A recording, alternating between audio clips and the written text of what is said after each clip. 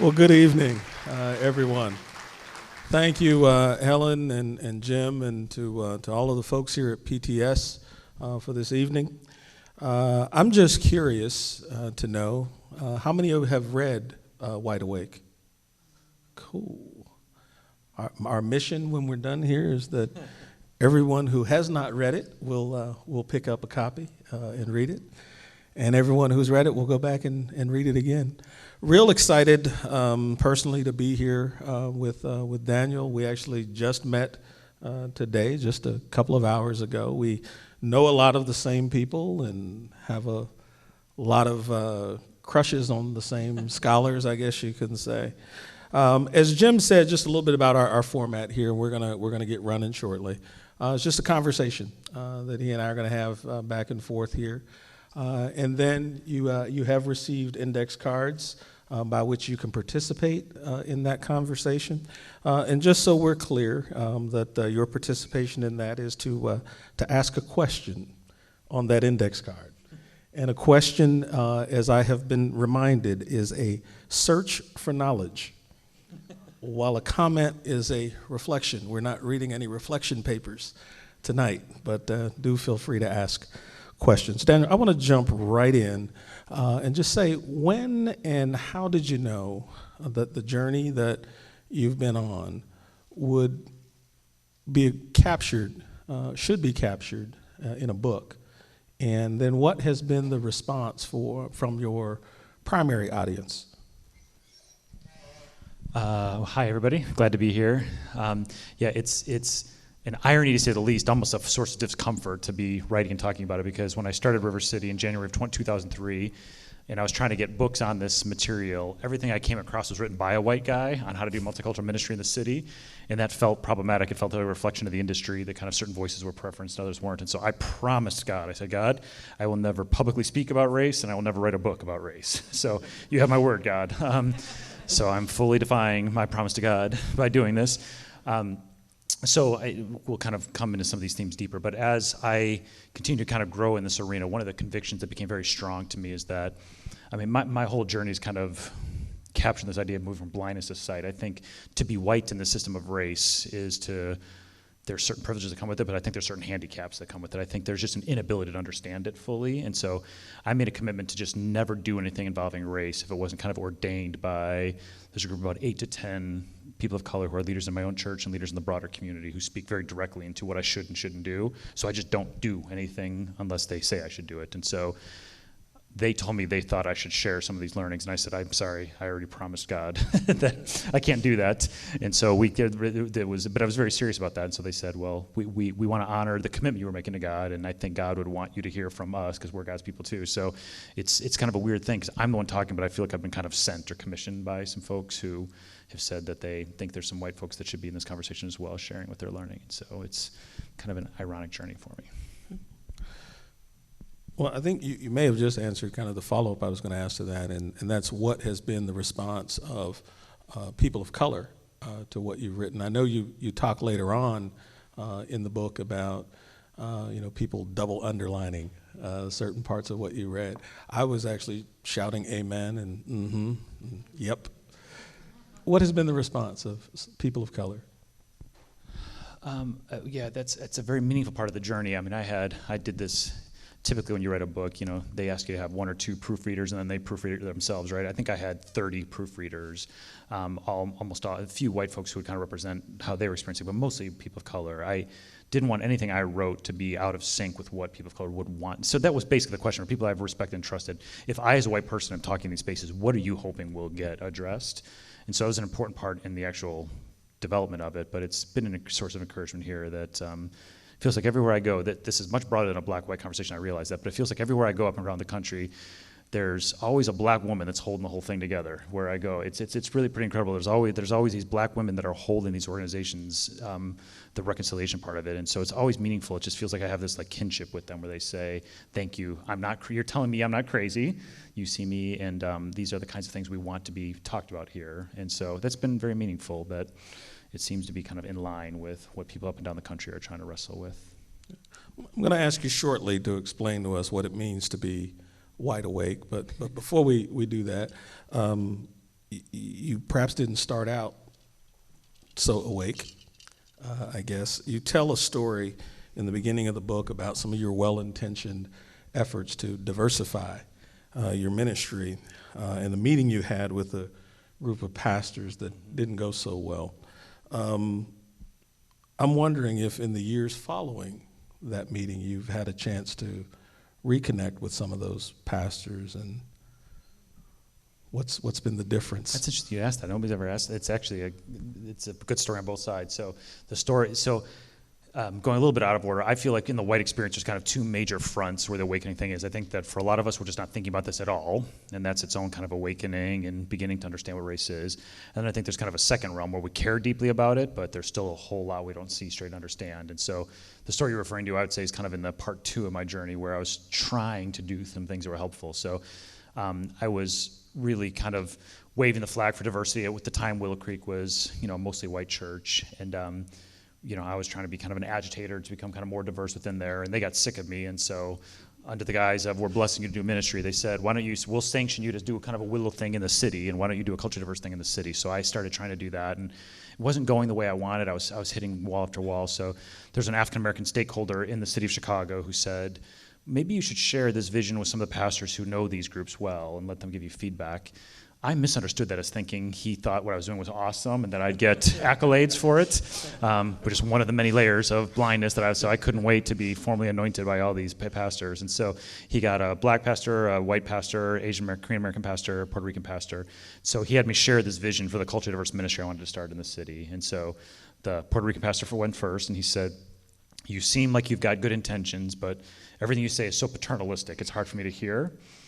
And many layers of blindness again. I had never heard the word paternalistic before. So I wasn't sure in the moment if it was a compliment or not. Yeah, you can laugh at me now. It's a very vulnerable place to be like, did he just compliment me or insult me? I'm like totally unsure right now. You didn't say thank you, did you? Well, I knew not to know. I did write down, first thing I need to do, Wikipedia paternalistic, and figure out what that means so that next time I'm told I'm being paternalistic, I know whether to respond positively or negatively.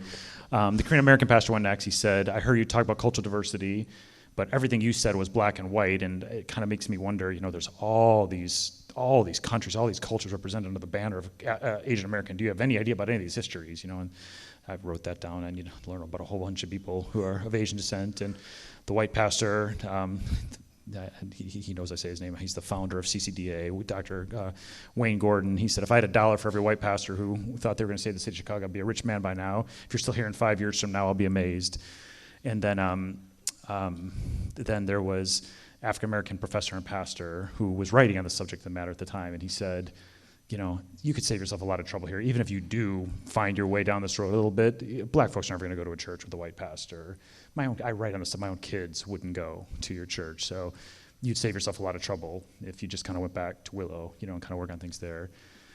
So it's very demoralizing, but it was also very significant in that I think anybody who's going to last in this, I'll speak just to why I think it's a different kind of cost for people of color. For anybody who's white that's going to last in this, you kind of have to go through that kind of romanticized, wouldn't it be amazing to be part of a culturally diverse church? And you realize how hard this is, and you have to get past that romanticized part and really be able to be in it for the long haul. And so Morgan said on that, to your story, though, the pastor said his own kids would never come. So 6 years into River City, a young woman is there, and I'm just come and say hi afterwards. And I say, hi, what's your name? She says, Cynthia. I say, oh, Cynthia, how do you know about it? She goes, my dad was a pastor and professor himself for a long time. In fact, I knew the church from him. And I said, what's your dad's name? And she told me. And I relived this, because that was such a big moment when this black pastor told me this would never work, and his kids would never come. And so actually I'm kind of embarrassed about this. I literally froze. I froze because I got so back in the moment of when he said that. And so she was with a friend. I can literally remember, she turned to me, she goes, does he always do this? Because I was so like completely thrown off by it. So that was kind of a fun full circle story, of like, it was the right thing to say at the time. He was really trying to stop me from kind of some novelty kind of a thing that I was going to do. But it was fun when his daughter came and ended up becoming one of the key leaders at our church. So what does it mean to be wide awake? And I guess follow up to that, is being awake and being woke the same thing? And I hope not, because people have ruined the term woke. I know, for me. right? My wife always says a 45-year-old white girl can't say white guy can't ever say he's woke, so don't ever say it. So I hope it's not the same either. Yeah, the term it is. Yeah, there's just so many weird stuff to like. Even that term's been kind of commercialized now, right? And kind of there's whole agendas behind that term. So yeah, I don't ever use that term. I think there's a few layers. So awakening is not something that's just to race, right? I mean, there's just a lot in life we need to be awakened to. In fact, from my reading, I would say kind of waking up or moving from blindness to sight, that's one of the primary motifs of transformation in the New Testament, right? I mean, the frequency with Jesus literally heals a blind man, and oftentimes in the presence of the Pharisees to kind of make this larger point, whether it would be Nicodemus being told that nobody can see the kingdom of God without being born again, whether it be Apostle Peter having this vision on the roof where he sees that he's been excluding Gentiles, whether it's Saul, being met by Christ on the road of Damascus and having the blinded light reminding him of his blindness. I think it's a theme just in general that's important for us. When it comes to being wide awake, I guess this would be my take, and I'd like to put it back to you after this. I wouldn't think becoming awake is really all that different for white folks than it is everybody else. I would think being awake is what we all need to be to what it is. I just think that being white means you have the privilege to not have to ever think about it if you don't want. And that's where the distinction feels. I don't really love the term white privilege just because there's some problematic things. If our conversation gets there, we can go there. But my friend, Reverend Julian DeShazier, who's a pastor on the south side of Chicago, I like how he defines privilege. It doesn't get to the full dimension of it, but he says privilege is simply the ability to walk away. And I actually think maybe that's the biggest part about being wide awake. Like, there is this thing that's all around us that is dangerous, deadly, it's assaulting the humanity of people all around the place, and to be white means you can maybe think about it or maybe not think about it. And so in a lot of ways, wide awake is just getting to the reality that we've never had to think about it, and we can choose whether to think about it, and that's the only racial group that has the full choice whether to think about it or not. So I think what we need to be awake to probably is the same thing everybody else needs to be awake to. We just have the privilege to not actually care about it if we don't want. Can I value that back to you? What your thoughts are on that? Yeah, no, well, first of all, I having read the book, I knew and I felt in my spirit there was a difference between awake and woke. But thank you for confirming that for me. I can sleep well tonight, knowing that we're not trying to be woke. And I have a follow-up question to that. But no, I think you're absolutely right. I mean, it's something similar. When I have conversations with some of my colleagues that are women, there are things that, as a man, I have the privilege to walk away or not think about. And just as I'm, as an African American, trying to call my white brothers and sisters to being awake to race, I've got to do the same thing in gender or whatever other kind of areas of difference that we're talking about.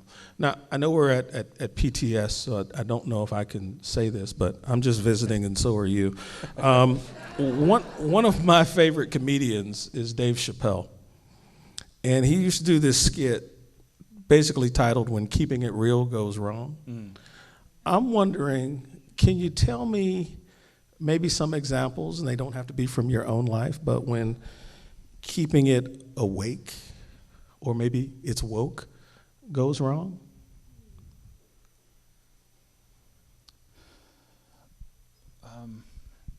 And maybe I'll give you an example. I'll give you an example of one. So I work on a Christian college campus that's deeply committed to social justice, and I'm glad for that. I was in a conversation a year ago with some students around the prison industrial complex and what we ought to be doing in regards to that. And I guess they felt that I wasn't informed enough because they had just come off of watching the documentary The 13th. And so I remember sitting next to this young, very well-intentioned white guy, so maybe I'll be in one of his books one day. And he leans over to me and says, I don't think you understand how racial profiling works. He said, not only did I see the 13th, but I just finished reading The New Jim Crow. And I'm just saying, it's an issue. And I looked at him and I said, I've been black at that point, for 48 years. I think I understand how racial profiling works, not only out there, but literally when we step out of this room on this campus. So just because you read The New Jim Crow over your Frappuccino at Starbucks, don't talk to me about the prison industrial complex, right? That's an example.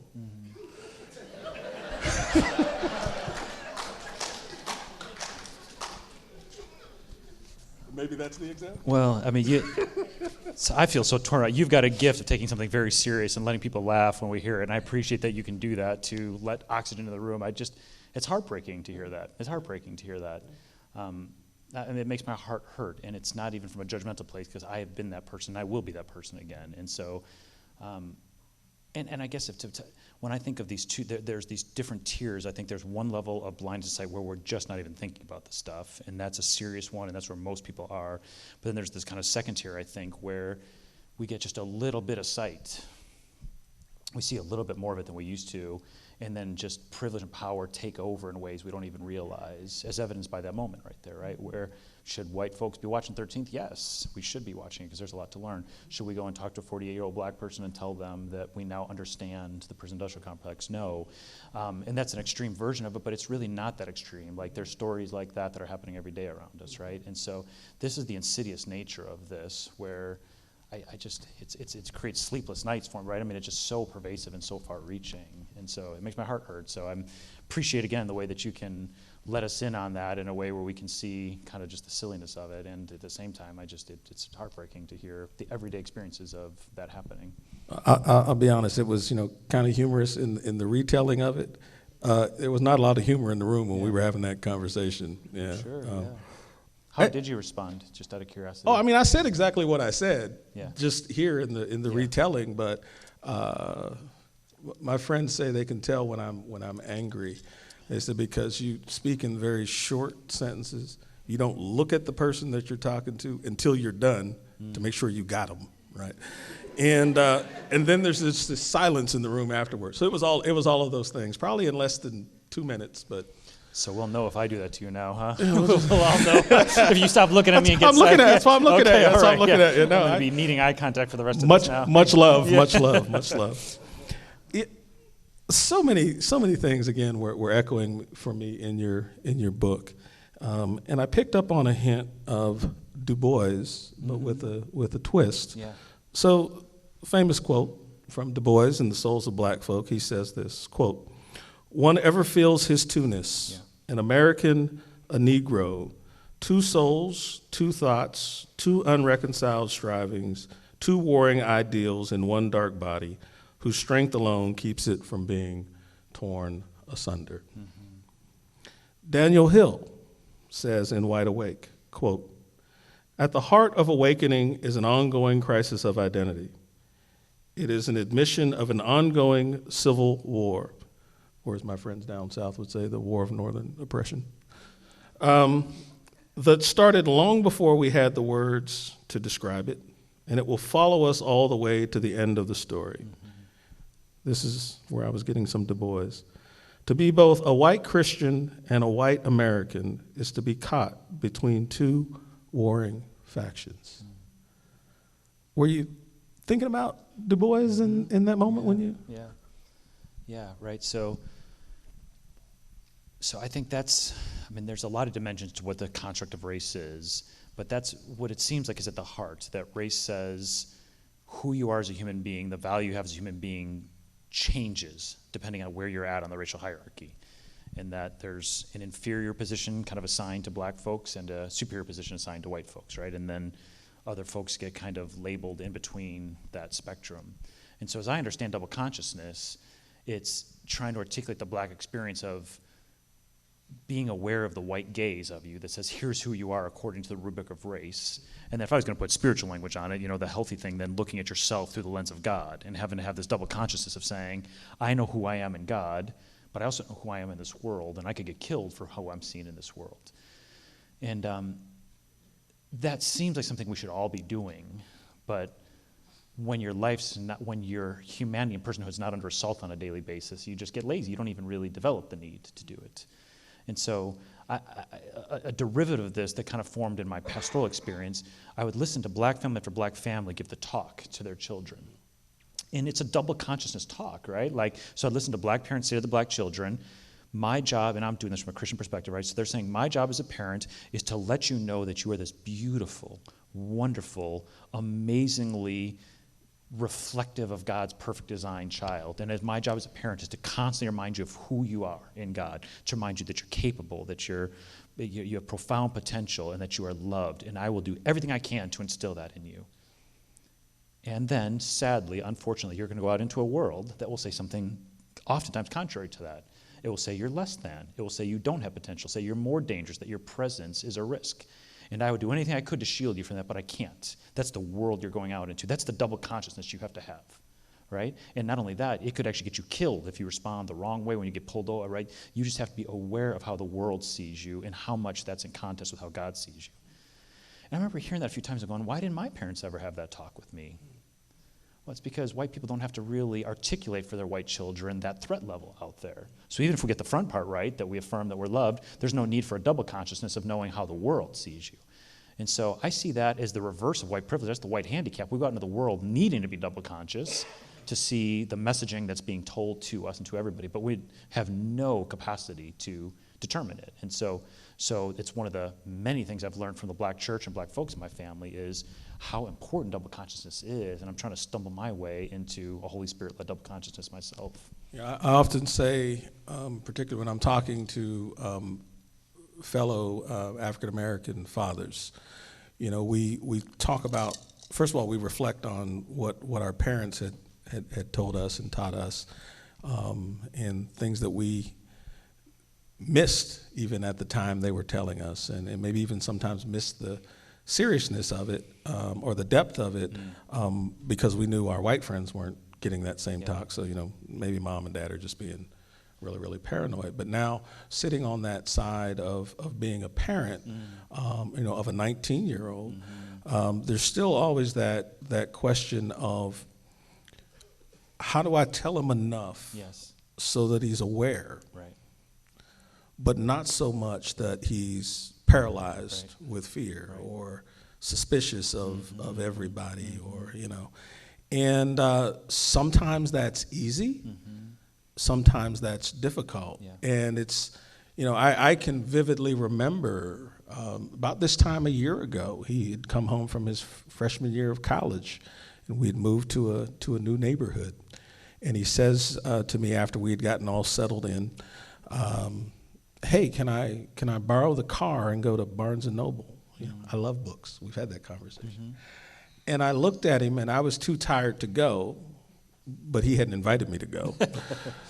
But I just said to him, we've had a long day today. Why don't you just wait and go tomorrow? And the truth of it was, my fear is he's not been around these parts. And even if he had been around these parts, I'm not turning loose my then 18-year-old African-American son in the middle of this neighborhood to go someplace, and that was painful. Yeah. But it's those sort of precautions. I'll give you one more example to that. So, as I'm in this new neighborhood, I went to a function that was actually it was a positive event around police community relations. But I kid you not, every person of color that walked in this building, even though we knew it was a positive event, we were looking at the cops side-eyed, and they were looking at us kind of side-eyed. I met some of the chiefs of police and made it a point to give them my card and get their card. Now, I don't know why they thought they were getting my card. I was getting theirs because I said, this needs to go in my glove box, or it needs to be accessible. Yeah. So when I'm in the car, my son's in the car, wherever we are, I don't know this area yet, but if they see a Rolodex of police chief's cards from around the county, maybe that will. He must know somebody. Let's, right. It's a shame you have to think that way, but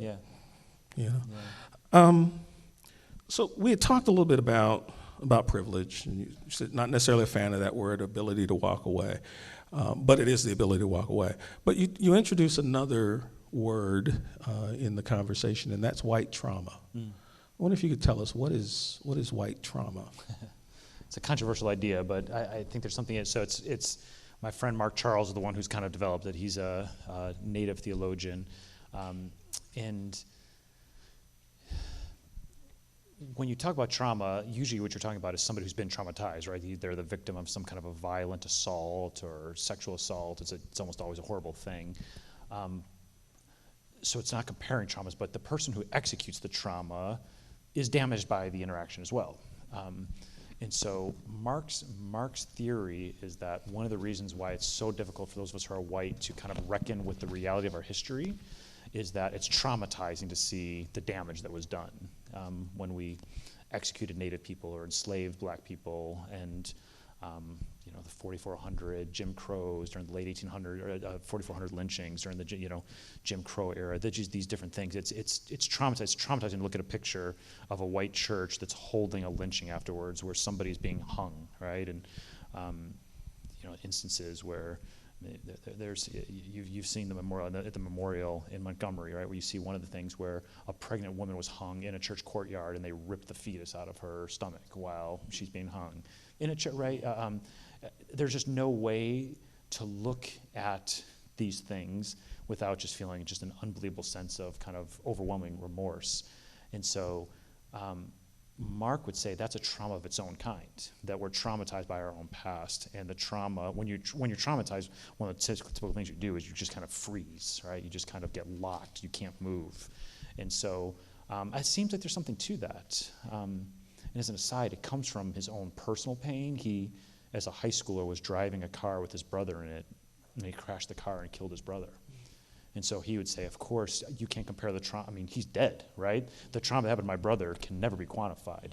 But I'm traumatized for life by that, right? I'm traumatized by life for having caused this. And he said, just even the imprint of the memory of what's happened, kind of in the name of race, is a traumatizing reality, and that it's kind of one of the spiritual dynamics that has to be contended with when we're trying to tell the truth and kind of live in what's been true in our past. One of the areas of history that I've personally been fascinated with is the civil rights movement. And Elizabeth Eckford, one of the Little Rock Nine, says it this way, that if true healing is to take place, we must deal with our collective and shared and painful past. Reverend Billy Kyles used to say that we don't sometimes want to deal with that collective pain because for blacks, it's too painful, and for whites, it's too shameful. But that we've got to collectively deal with our shame and our pain if we're to move forward. That leads me to thinking about someone that we have mutual admiration for, Brian Stevenson. Brian, T-shirt over there. You see, he's sporting the T-shirt right over there in the front row. He's got that. Yes, that's the head of my security detail. By the way, yeah. I'll tell you a story at a church that happened, which is, no, he's not really the head of my, but he is a retired cop, so I keep him around for that reason. But Brian says this, and I want to get your thoughts on it. Quote, in many ways, our history is difficult and painful, but we have to face it in order to move forward. We have to change the narrative on race and racial difference in this country. I don't think we're really free yet. I do not want to punish America. I want to liberate it. You talk about this narrative of racial difference that Brian talks about. What is that narrative of racial difference, and how do we begin to become free of it?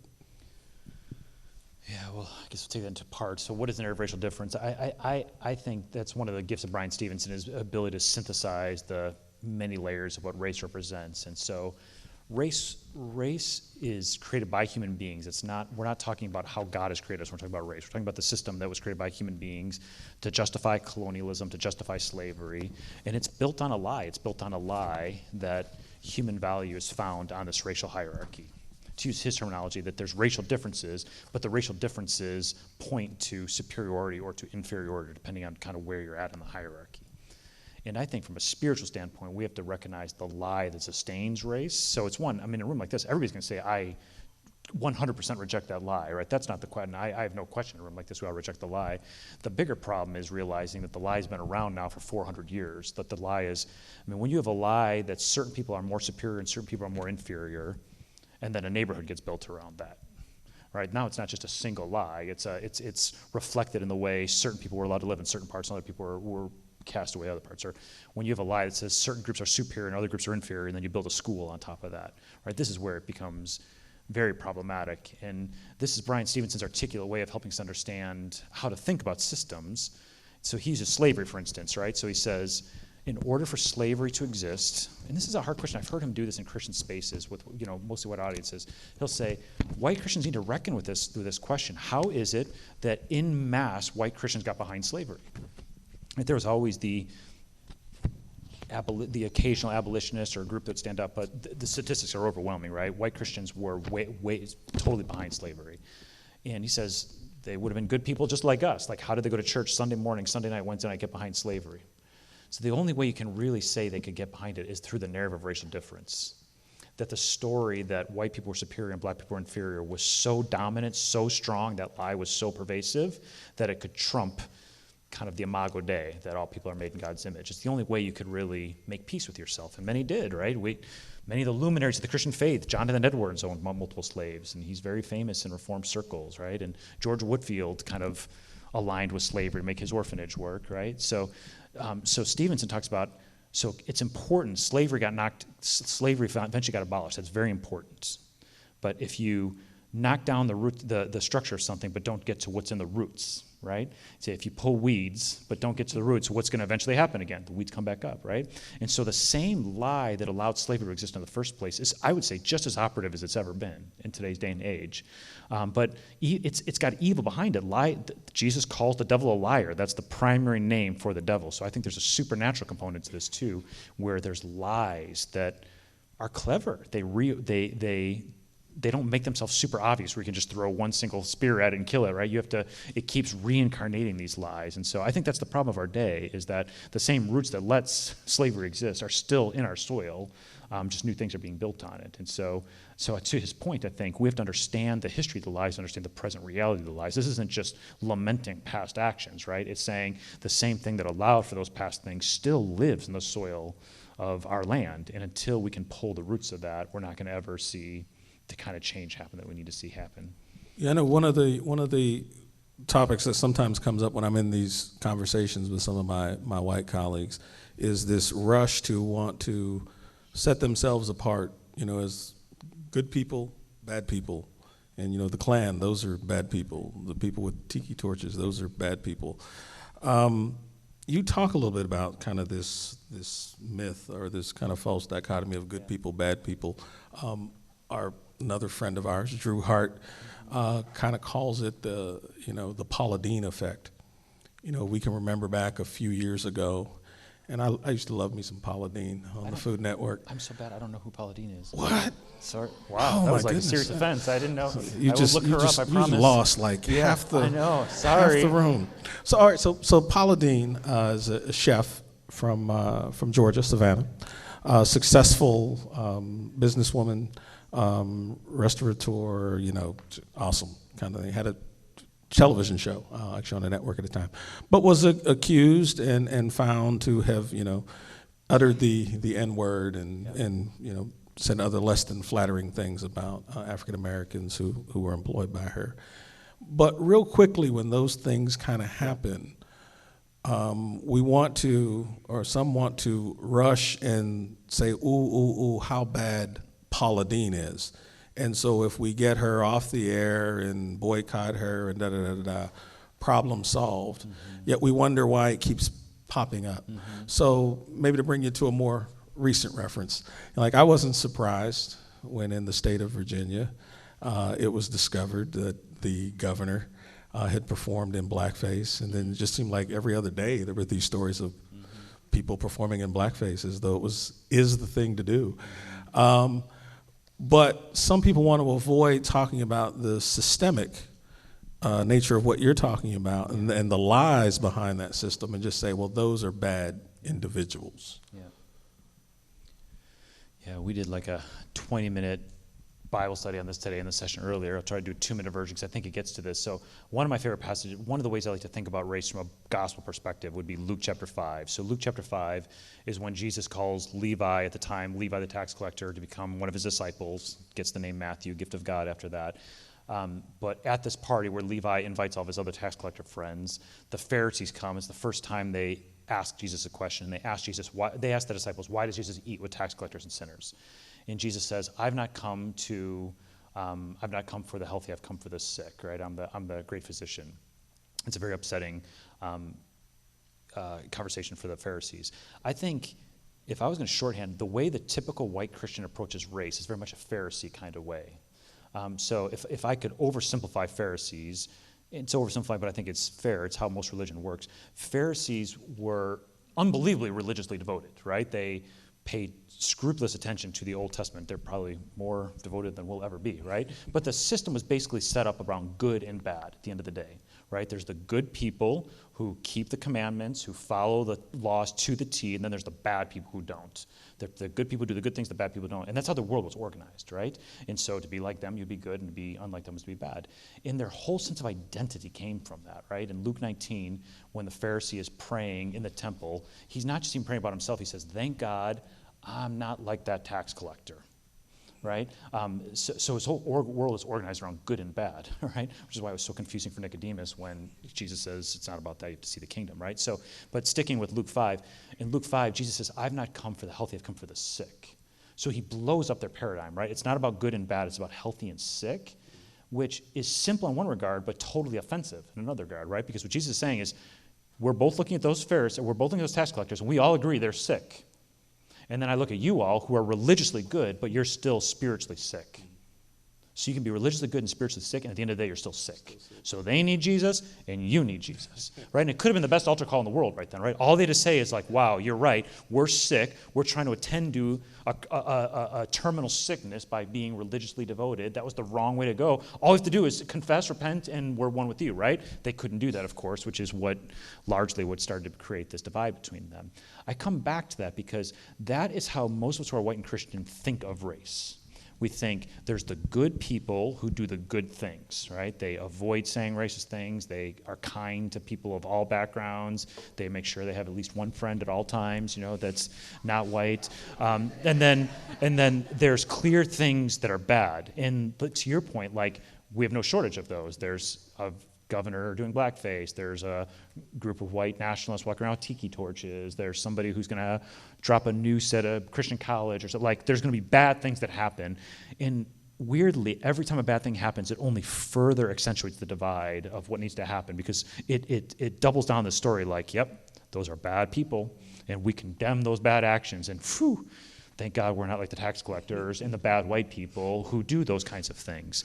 And I actually really think this goes super, super, super deep because we're trying to find our way out of this thing. And if we use the good-bad binary, we're not going to get out of it. And so I think the same approach Jesus uses where it's not about good and bad, it's about healthy and sick. Well, it allows us to hold on to that false narrative that started So you can be a mess. good person who's still complicit with the narrative, as opposed to saying that narrative is a sickness that I'm not even sure how deep it goes. And then I'll say this for myself, I still don't know how deep it goes. I'm going to spend the rest of my life trying to eradicate it by the power of God and relying on the people who are walking with me to achieve that healing. But I'm not looking for that point where I'm the good white person who can say, oh, I made it, and I can look down at all the other white people who didn't and judge them, that it's like, I will, and this is not false humility, I will always be the first one in line to repent and say, I am breathing in the smog of this lie, of this historic, demonic lie about human value. And every day, just like as a Christian, every day I need to say I'm a sinner who needs grace. Every day when it comes to race, I need to say I am infected by this lie and I need the healing power of Jesus to eradicate it from me in deeper and deeper ways. We're going to take this moment. If you've got questions on your index cards, send them to the ends of the aisle. I'll collect them, and Todd and Daniel will continue. Sure. So while we're collecting cards, I'm going to take a little bit of privilege and start with a question. And I did share these ahead of time to make sure that they were ready. Of course, with your questions, they don't have that advantage. But this is one to start with Todd. So well-intended white Christians are sometimes prone to say something like, Todd, I don't see you as a black man. I just see you as Todd. How can this be problematic? Yeah, the colorblind folk Not being offensive to those who really may be colorblind. I know the people who say that are not. So one of the things I usually begin with is, what do you do at a traffic light? I was sharing with Daniel, I had the blessed opportunity to spend a couple of days with Jane Elliott not too long ago.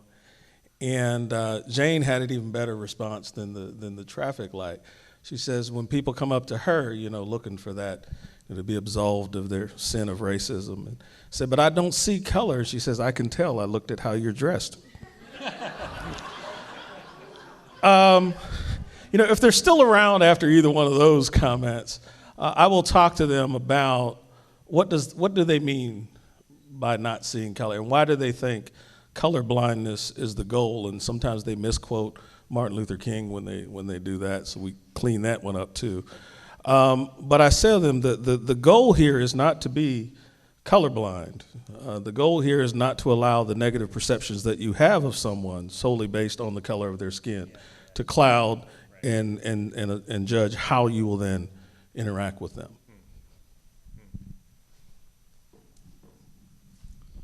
So I'll jump in with one that I think you've addressed to a certain extent, but maybe it's a bit of a reaction. So Daniel, the thing that I'm thinking about is that I think a lot of white people today seem to be actually surprised by the level of racial strife that exists in the country today. And so is this new or maybe just revealing, again, a deeper reality that's been hiding for a while? And I suspect that a lot of people in here would say it hasn't been hiding at all. Yeah, I think you're answering it already. I think when we trace the power of this lie, I think it's been around for a long time. And so we're in a little bit of a crazy day as a country, but that's the one, if you can call it a silver lining. The veneer's kind of been pulled back a little bit, which is not all bad. Sometimes we need to see kind of how deep it goes before we can try to find our way out of it. So, yeah, I don't think there's anything new. I think it's just a curtain being pulled back. Would you agree? Okay, well, my colleagues are back. If you turn around, you can see them back there sorting questions, and I'm going to run out quick here. I'll have to think of a new one, but here's my... We got plenty of things to talk about. There you go. So many white people are inclined to ask, why can't we just move on? I've not been part of any racist group, and didn't we finish with the civil rights movement anyway? And that's kind of yeah. I'm assuming that one was for me. Yeah. That we have overcome. So I was... And Kevin ties into this one now. But I was at a church a couple of years ago. They had asked me to come for a Sunday morning service to talk about the role of faith in the civil rights movement. And they were planning this whole service around stories of faith in the movement and the power of people of faith to make a difference and engaging. It was really well thought out. They had crafted some great songs and some nice prayers, and then that was the week before Charlottesville, and so then Charlottesville happened, the Friday, the Saturday, and then I'm to go to that church Sunday, and I honestly had sat home and kind of waited on Saturday night to see if they were going to call me and say, maybe we'll put the race thing off for a couple of weeks. I would have been disappointed, but not surprised. But to their credit, that call never came. And in fact, when I got to the sanctuary, they had literally tripled down on their message on race and racial reconciliation and the need to confront racism. And so prior to my coming to the pulpit, the pastor was down front doing this prayer, deep, heartfelt prayer on the need for repentance and reconciliation and pouring out his own heart of, growing up blind to many of these issues. And I'm sitting on the front pew looking at him, and it was a very impactful moment. And in the back of the sanctuary, I hear someone shout out, "Get over it." And I never turned around, and it was only a few seconds, but I thought my first thought was this. I kind of looked at the pastor and I said, dude, the weekend was like dramatic enough. I don't think you had to stage somebody to say, get over it. And it was just a couple seconds. And I watched the pastor's face, and it went from shock to hurt to anger. I mean, it was all this in literally less than 10 seconds. So I was like, oh, I'm really not turning around. That was real, right? And so the pastor, kind of paused and gathered himself, and then he went on and finished the prayer, and then he sat down next to me, like we're seated next to each other now, and I kind of tried to look at him out the side. He looked straight ahead, never looked at me, and then he kind of put his hand over, and we held hands for a minute, and then I leaned over, I'm wearing one of those mics, so I had to cover it up, and I said, oh, don't worry, I got him. And so they sang a song, and I got up, but by this point, the gentleman had decided to leave the service.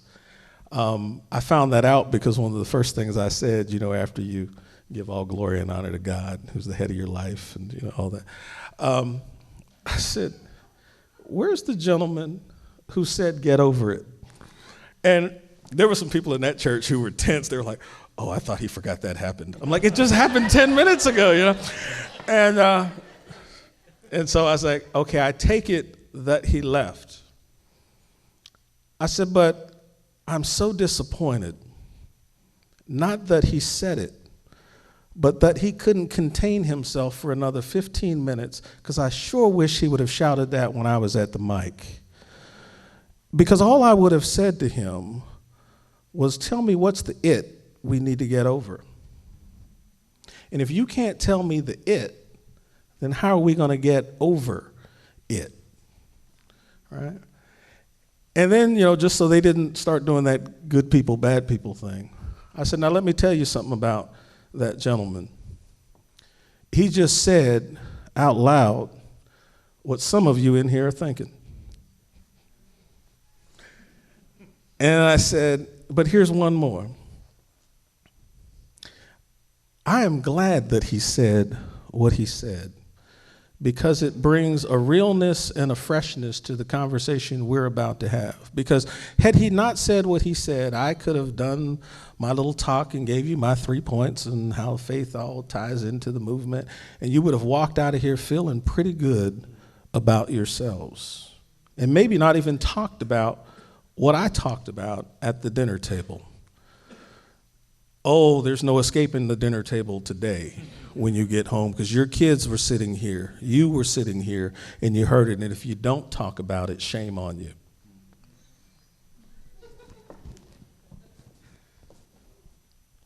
Oh, and then I said, okay, so how Kevin ties in. So then I said to the pastor afterwards, this was in the morning, and I said to the pastor afterwards, I was supposed to do another event with him that evening, and I said, well, I wish I'd have known it was going to jump off like this. I'd have had the head of my security detail with me. And unbeknownst to me, I called Kevin afterwards, and I'm relaying this story to him of what happened at the church. And I said, what are you doing? He says, I'm actually on the turnpike. I said, where are you going? He said, I'm coming to Harrisburg. I said, oh, cool, you're going to this event with me. And he was actually on his way to that event. So we walked in together that evening. Pastor said, who's that? I said, you thought I was kidding. That's the head of my security detail. I said, let something jump off in here tonight. So maybe on a related path to this, Daniel, in your experience in giving talks and, of course, people reacting to the book, have you been surprised by how some white people have responded, or even genuinely surprised, maybe expecting something and then seeing something different, maybe good or bad? I guess the more of this I'm doing, the more I'm amazed at how similar we all are. There's kind of just some big categorical responses. Like there's one group that's dug in and they're gonna die with the white supremacists, right? Kind of like justifying it. In fact, let me use a metaphor that's been really helpful for me to think, because I think this is a provocative metaphor. Dr. Willie Jennings, who does great stuff on this, he gave a talk at Fuller called "Can White People Be Saved?" Which is actually more provocative sounding than it actually even was meant to be. It was a riff off of, during the slave days, that was a genuine question white people used to ask of black people, is can they even be saved? And so he was flipping the question. But he opens with a metaphor that I think about all the time in church work. He says, the major problem in today's day and age facing the church is the parasitic relationship between white supremacy and white Christianity. And I love the image of the parasitic relationship, because a parasite is a nasty little organism that it has to attach itself to a larger host in order to survive.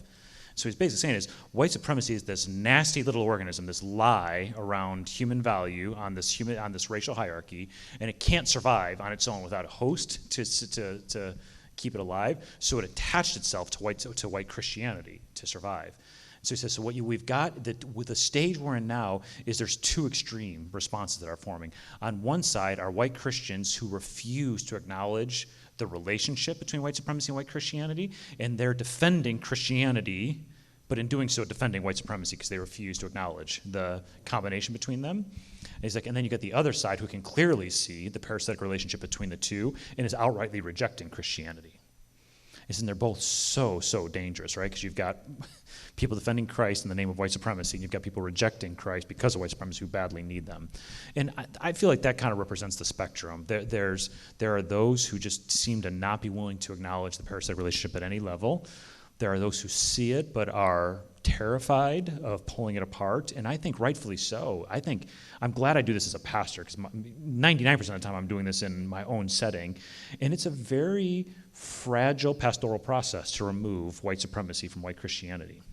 Because when that's all you've known is white Jesus and white missionary approaches and white theologians who have penned everything, and you've never heard you don't even know where the one begins and the other ends. And so it does kind of feel like that. Often feels like it's an all or nothing proposition, like it's either all true or not at all true. It requires critical thinking to pull those apart. So there's this kind of very scared, like I have a woman at our church, and it breaks my heart. She was there for 6 months. She was all in for 6 months, and she's just said, Pastor, I can't do it anymore. I got to go back to church as I knew it. And she's going to a white megachurch in Chicago, and that it's not active compliance with white supremacy, but it's just wearing her out, trying to weed out the stuff that's kind of informed by race. And then you get the people who are very serious about it, and they're trying to get free of it, and then people who think they're free of it and need to realize they're not as free of it as they think they are. But there's these kind of semi-typical kind of responses, I think, that that's where I think it'd be helpful to figure out kind of where we're at and where we kind of need to get to. So I guess that'd be some of my thoughts on that one.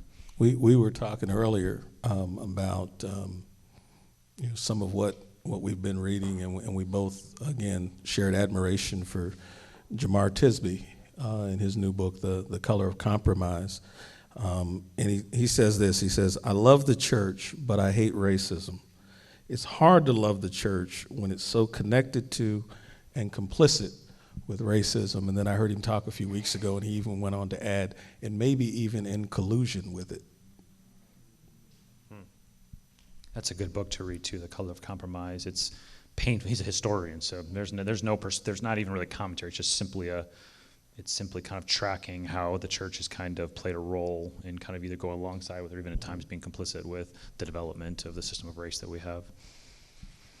Yeah, I would definitely commend that book to any of you to read, and you may, if you do, I would just encourage you to remember page 107. I found page 107, which is a description, as best as we know, of the first lynching is just awful. It's kind of what you were talking about earlier. It's really, really hard to read, but important to read. So, I'm beginning to think that you may have actually written since it's a seminary, your questions in Greek or Hebrew. But I actually see Helen back there scribing away. So I'll turn it back to you guys if you've got one you want to work with for a couple minutes. Sure. Happy to do that. I've been asking you a whole lot of questions. Yeah, I don't know if there's anything you I do. want to ask me. I would. Yeah, I mean, you have devoted so much of your life to working with white folks and kind of pastoring them through this and walking through it. And so I guess if you were to just you were talking about keeping it real before, if you were going to keep it real with a group of white folks, I assume in a room like this, these are white folks who care about this and are wanting to figure out how to learn more and be allies. And so if you get a person like this who's saying, I want to learn more and I see you as a black man and I want to, let's say there's somebody like you in their circles and they want to approach somebody like you and continue their journey of learning and being allies, stuff like that, what are some do's and don'ts that you would, from a black male perspective, that you would share for them? I have many good white friends who are Christian, and I have these meaningful conversations with them around race. The unfortunate thing is that I have better conversations with my white friends who aren't claiming Jesus. I just find that interesting on many levels. I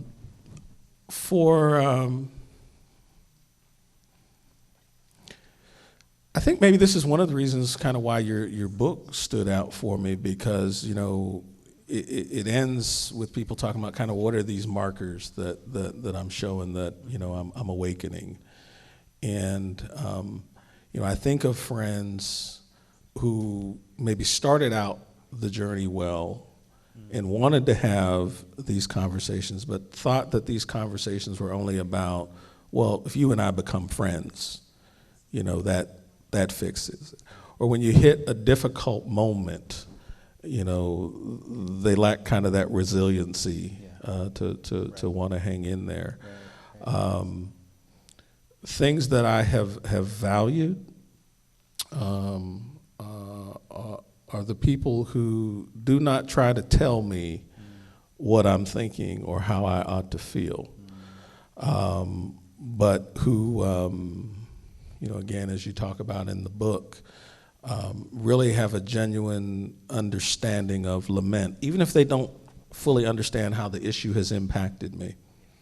We're in Pittsburgh, and though I was not here when it happened, Western Pennsylvania is home. And so the murder of Antoine Rose shook me in a lot of ways. What's discouraging to even have to admit to myself is that I'm not surprised at how that thing turns itself out. I was thinking about, on the drive over here, the lyrics to Lift Every Voice and Sing. It's the perfect example of that sense of hopeful lament. We're going to talk about the pain and the difficulty and the struggle in the journey, but there's something greater that gives us hope to keep on keeping on. But that night that decision came down, I heard about it from a friend a young white guy, former student, who's in law enforcement here in the city, and he wanted me to know. And I knew when he called that it wasn't good news. And him being in law enforcement and me being where I am, we've got a different take on that. But he understood that he felt he needed to tell me that, and I genuinely told him, I'm not sure what's going to happen next, but you be safe out there. Social media, I love it, but sometimes I don't. But I just felt a need. I said, I'm going to have some friends, so-called friends, white friends, who are going to try to tell me everything but something that's helpful and comforting. And so I specifically put up a post that said, if you feel the need to explain this verdict to me, don't. I think that's pretty direct. Oh, I had somebody who felt the need to try to explain it to me. I'm not going to kind of come out of pocket on social media and give you all kinds of characters, but I had no problem deleting that person from my life. I still hope to actually see them, because I do want to talk to them about why they felt the need to go where they went. Yeah. Todd, I actually remember that post when you put it on. So tons of really, really good questions, and I think we are going to have time for about 4 of them. So here's one for Daniel. When you were talking about white trauma, how do you think that white trauma maps onto white fragility, or what would be the linkage between the two? So let me define white fragility first before I try to answer that. That's a term that was coined, if you don't know it, it's a term by Dr. Robin DiAngelo, who was a professor for a long time, and now she does kind of speaking around this stuff full time. She wrote a book called White Fragility. And I actually think she's not a Christian, so she comes at this from a secular perspective, which does influence the conversation a little bit. A lot of it's the same. There's some things that are different, but she uses this term racial stress. So I think this is an important kind of idea. So racial stress would be similar, would be connected to that earlier conversation we had about double consciousness, where we're trying to live in the reality of who we are, but then how the world talks about human value, and the stress of navigating those competing messages. And so her hypothesis, and it strikes me as right, is that to be a person of color in America, and the more dark you are, the more you're going to have to contend with this, you can't survive without learning how to tolerate racial stress, because you're constantly hearing the message of less than and dangerous and inferior. And so if you're going to survive, you have to contend with that. You have to figure out a way to survive it. To be white is to not really be necessarily aware of that messaging and have to think about it. So folks who have been contending with this for a long time have a high tolerance for racial stress. Their resilience is high for racial stress. So the term white fragility, it's not meant to be a statement that's inflammatory. It's literally describing that it's almost like the idea of a muscle. Like if you have little muscle stress, the first time you lift weights, right, you just can't do that much, and you get tired fast and you lose it. And so her point being that when we're white, even if we care deeply about this, our tolerance for racial stress is so low that we're fragile. We can't do very much of it before we kind of break, before we fatigue. And that's where a lot of people, it's sincere interest, and yet fragility comes up right away, and then we're out. I actually think it's a helpful thing, because there's no rocket science. Like if you have muscles that are not very strong, it's not rocket science how you get them stronger, right? You just have to work them out, right? You just have to keep doing it until you get stronger. And so I think that's a big part of the fragility piece, is recognizing it, that when I get tired fast, when my feelings get hurt super quickly, when I can't differentiate, talk about white supremacy out there versus thinking it's being talked about me, all of these things that tend to flood us, we just have to keep doing it. We just have to keep doing it and get stronger. The trauma piece is a little bit differently, I think. There's a number of things that come to mind on that, but one of the famous passages on salvation in the Bible is obviously John 3:16, right? Where famous verse there. But right in that same section, Jesus refers to Numbers 10, I think it is, but it's the symbol for the medical field, right? Jesus talks about when Moses held up the serpent, that Jesus Christ will be lifted up. John 3:18, maybe it is. And it's really fascinating. That's one of the most traumatizing things that happened to the Hebrew people. They had disobeyed God, and God released these poisonous serpents. It's a pretty brutal story, actually. And the only way they could get healed from their trauma was to look at a bronze serpent that was held up by Moses. So it's this interesting spiritual loop that to get healing from the trauma, you have to look at the source of the trauma. To get healing from the trauma, you have to look at the source of the trauma. And so the medical industry, in a lot of ways, is built off of that, right? This idea that to get healed of the trauma, you have to go to the source of it. And so I think that's where the connection is between fragility and trauma. I think our human defense system says run far away from the source of the trauma. That actually doesn't help anybody. It doesn't help those who have been traumatized. It doesn't help those who were complicit in it. I think we have to look in healthy, guided ways. We have to look at the source of the trauma to get healing from the trauma. Can I ask him just a 2-second follow-up? Absolutely. All right. Well, I had the mic, so I was going to do it. I was thinking, I have the page number somewhere here in my notes, but at the very beginning, when you start to unfold what this journey is going to be and this book is going to be about, you kind of give some warnings. And in my head, I said, white fragility. Yeah. I don't know, were you kind of thinking that at that point? Yeah. I mean, you don't say it, right, but I'm like, he's prepping them. Yeah. Cool. So this question could actually go to both of you. You've been talking about white people who don't think about it and people who are trying and struggling. What about people who just simply deny racism?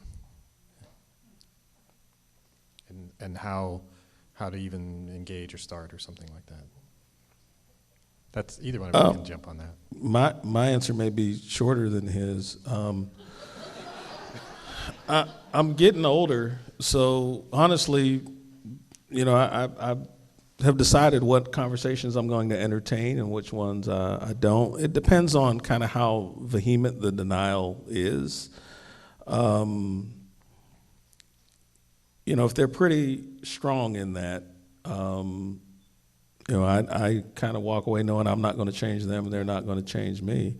But honestly, not even so much to the denial piece, but one of the things I've learned on my journey is humility. of my own humility, because I used to think, as an educator, that if I showed the right video, read the right quote, assigned the right book, I could change the hardest of hearts, right? And there was a whole lot of I in that statement. And I've come to realize as well, first of all, not only do I not have that power, that I'm called to be faithful in the moment. And knowing some of the people that I've interacted with in my lifetime, I've come to the reality or the understanding that, there was probably somebody in their life who, when they tried to have the first 1 or 5 or 20 conversations with them about race, it didn't go so well. But that was laying the groundwork for 10 years later when they would meet me. And here I was walking away thinking I was so awesome and impactful, and it was somebody else who had laid the groundwork. So for me, it's about humility and being faithful in the moment. But honestly, for those persons who are just, their hearts are the hardest. Hey, you know what? I'll pray for you, but I'm going to keep it moving. So this is a seminary, and we have seminary students. So this is a question that is around that, but it also strikes me that in one way or another, we're all seminary students, just maybe not formally. So for those studying in seminary, what steps can white students take to be challenged in order to know and embrace diversity? So this is about what white students should be doing. I know Daniel likes the what should I do question, so I'm going to let him.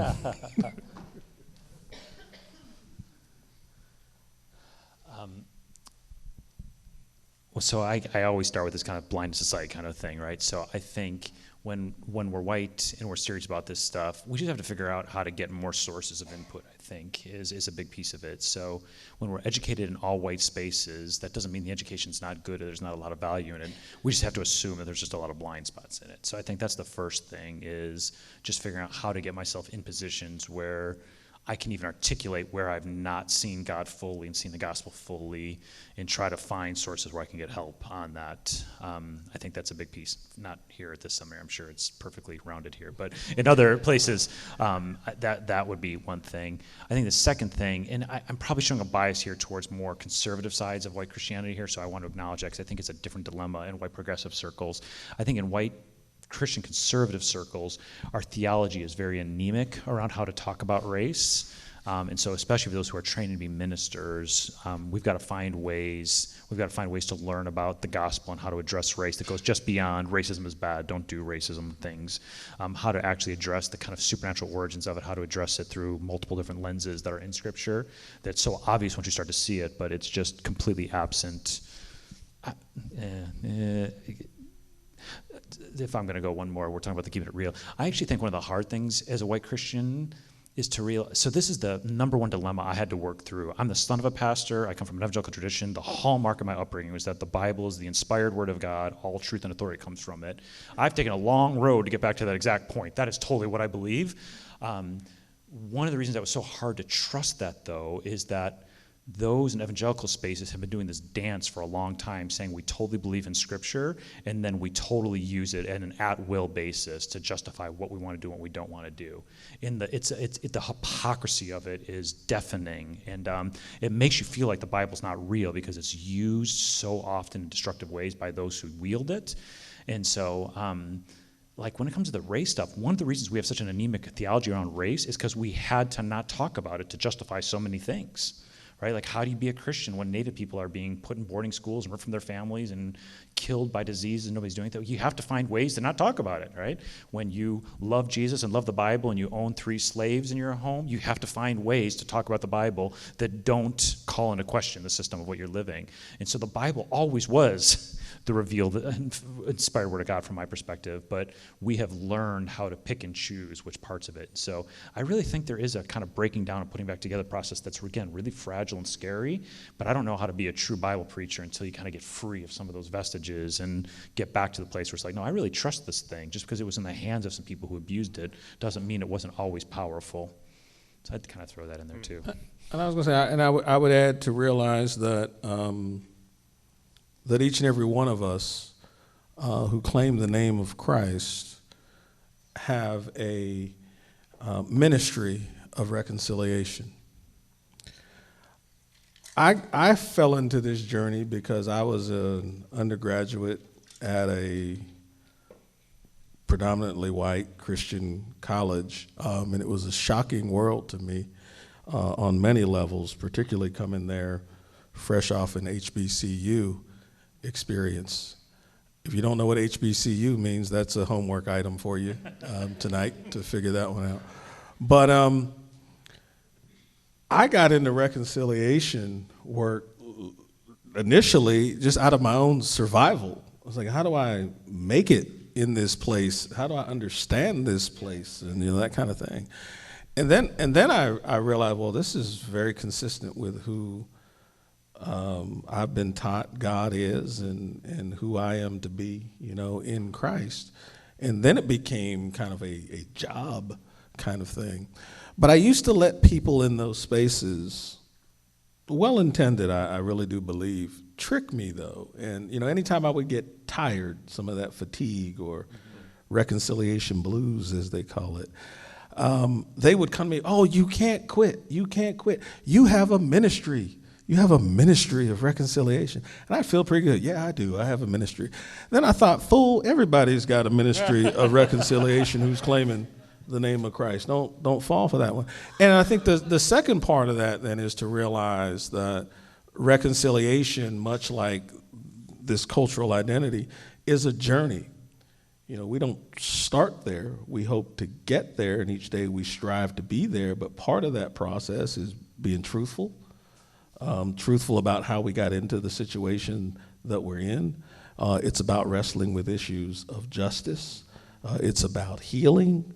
Folk want to run right to the reconciliation and the holding hands, and I think that's why we kind of get some of that we have overcome sort of feeling, but you don't want to deal with truth, and that's painful, but it's necessary. So one last question, and then we're going to give each of them opportunity to say a closing comment or two. Some of the 2020 candidates for president have started to talk about reparations. You alluded to this a little bit earlier this evening. So what do you think would actually be a good starting point for finally addressing the centuries of slavery in the U.S. and its aftermath? It may not necessarily be reparations, but where do we start from your perspective? Sure. It's been said that, truth in or truth about the past can lead to justice in the present. So we've got to start with some truth telling. I often wonder what would our country be like had we done, and by no means, and my friend from South Africa can tell you, by no means is it perfect in South Africa. But I wonder what our country would be like had we gone through a truth and reconciliation process, a true truth and reconciliation process. So truth in and about the past, I think, can lead to justice in the present. I know when people hear reparations, they automatically think about the financial component and say, oh, we can't do that. And while I don't think I'll ever live to see the financial reparations, it opens up an interesting conversation to say, why can't we do it? Well, because it would cost this much money. Oh, well, why does it cost that much money? And so then we start getting into this conversation about, some of those sites I see when I'm on my tours, and they just tell me that the owners built those. Right. So some of that truth telling. But reparations isn't just financial. Again, Tisby talks about this as well. There's a moral component. I think actually the phrase that he borrows from someone is what he calls this ecclesiastical reparations, that, the church in particular, talking about the wrongs that we've committed. I'm seeing, I'm sure you're seeing as well in the news, a number of colleges and universities who are engaging in acts of reparations for the wrongs that their institutions engaged in. So it's not a matter of, is it the right thing to do? I mean, I think we know that if someone's been harmed, the right thing to do is to repair that harm. It's a matter of, do we have the will? So I think I'll give you both a chance to respond to this, but I know, Todd, you already alluded to it to a certain extent. But in I'm Still Here, which is a book by Austin Channing Brown, she ends the book by claiming that she is living in the shadow of hope. Not in hope, but in the shadow of hope. And I actually found that very, very interesting. So from the two of you, where would you land on the question of hope for the future?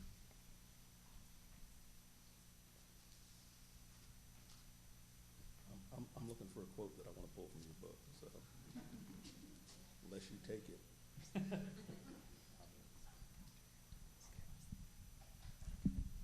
All right, cool. It's always nice when you can borrow from the person's book next to you.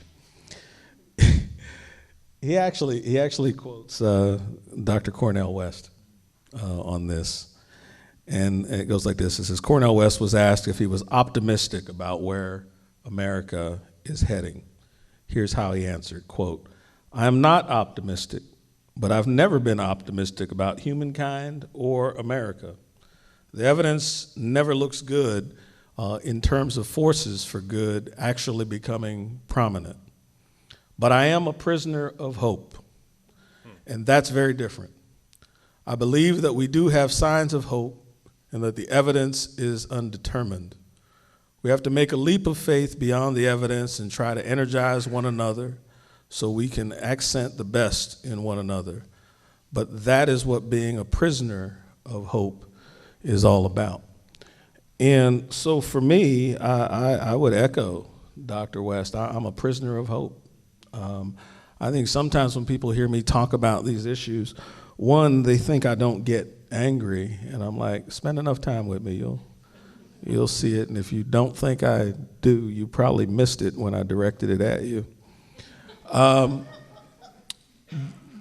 Other people think that I'm naive, when I, commit to this. And I say, neither am I, ill-informed or naive.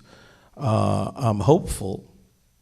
I talked about this idea of reconciliation blues, that along this journey, you're going to get tired, you're going to get fatigued, you're going to get worn, you're going to get frustrated, you're going to I can't believe I'm talking in 2019 about things I was talking about in 1989, right?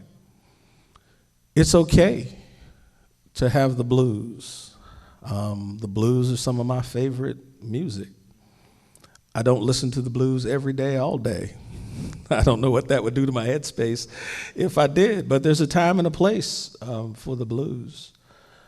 But I'm what West says, a prisoner of hope, because I tell people I know how the story ends.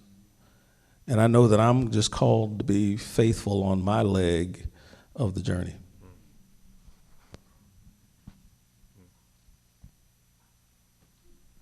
He quoted me. I'm not sure how much more to say after he quoted me from my own. That's why I was glad I got it before you did. Yeah. I guess that what I amen to all of that, and I like your line about I know how the story ends. And I think this is one of the most inviting and powerful and confusing, honestly, things that Jesus tells us. When Jesus says we're to pray every day, "Thy kingdom come, thy will be done on earth as it is in heaven," right? That's where the theologians kind of come up with this terminology, already but not yet.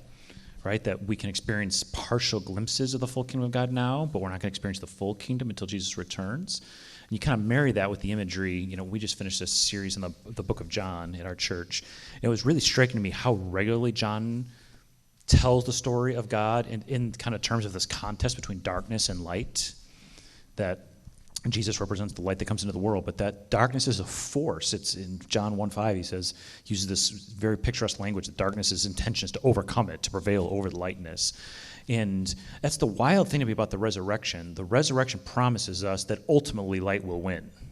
And there is hope in that. But there's also a confusing reality of darkness wins on a lot of days between now and then. And I don't think you can live in this world and not acknowledge that fact, that darkness wins a lot of days. And I don't fully know what to do with that theologically, other than to just see it as it's a contest that's continuing, and that we're to pray, "Thy kingdom come, thy will be done on earth as it is in heaven," and that we're to finish the prayer by saying, "I know, God, protect us from the evil one," because we're in the fight for our lives on this. And so I think of race as one of the primary expressions of the forces of evil in the world that's trying to extinguish it, everything from physical life to kind of the sense of humanity that people carry. And so I don't know, can we win it? I don't know, but we have to at least pray, "Thy kingdom come, thy will be done." We have to at least pray, help protect us from the evil one. And maybe we can. But kind of like you said, it's I'm certainly not going to not fight it, because it's there's too many have gone before us who gave their whole lives to, how does Hebrews 12 say it, right? They worked for things that they didn't get to see in their lifetime, And so if it's even just that, working towards something we don't see in our lifetime, it's still part of the cloud of witnesses. And so there's hope in that, but there's also kind of reality in that. Darkness feels very real some days, and I lament that, but I don't know what else to do other than to pray, thy kingdom come, thy will be done, earth as it is in heaven, protect us from the evil one. Now let's go. I hope this was a great experience. I'm sure many of you wish it could go on a lot longer, but let's please thank our two guests.